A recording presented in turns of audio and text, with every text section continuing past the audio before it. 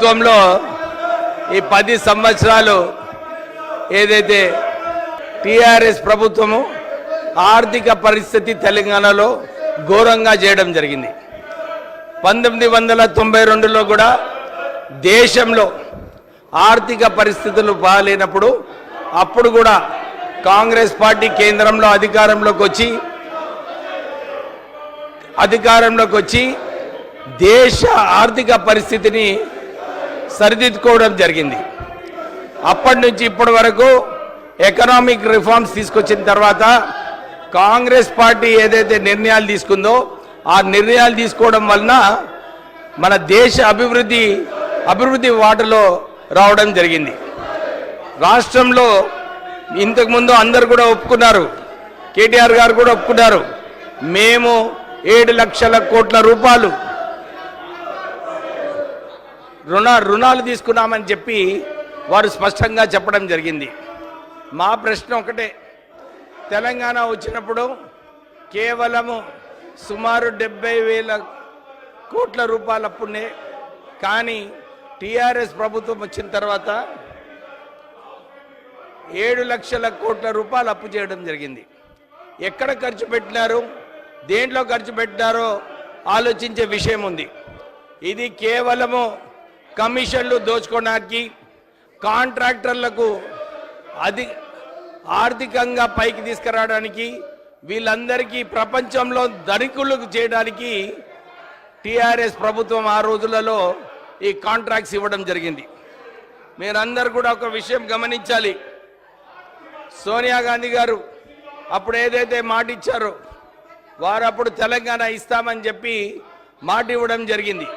దాని ప్రకారంగానే 2014లో తెలంగాణ ఇవ్వడం జరిగింది. అలాగే ఇప్పుడు కూడా రాహుల్ గాంధీ గారు మాట ఇచ్చారు, మేము రైతులకు రుణమాఫీ చేస్తామని చెప్పి వరంగల్లో మాట ఇవ్వడం జరిగింది.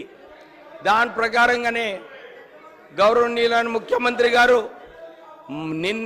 నిన్న ఇంకా ఇంతకుముందు జూలై 18 నాడు 2 విడతలుగా రుణమాఫీ చేయాలని చెప్పి 1,50,000 రూపాయల వరకు ఏదైతే రుణాలు ఉన్నాయో ఇవన్నీ కూడా మాఫీ చేయడం జరిగింది.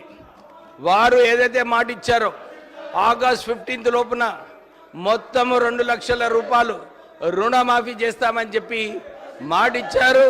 దాని ప్రకారంగానే ప్రభుత్వము రుణమాఫీ చేయడానికి సిద్ధంగా ఉన్నారు. మీరందరూ కూడా టిఆర్ఎస్ ప్రభుత్వం ఏదైతే మొదటి స్టెంట్లో రుణమాఫీ చేస్తామని చెప్పి 4 విడతలు అంటే సుమారు 5 సంవత్సరాలలో ఏదైతే మిత్తి వస్తుందో ఆ మిత్తి కూడా కవర్ చేసుకోవడానికి రుణమాఫీ చేయలేదు.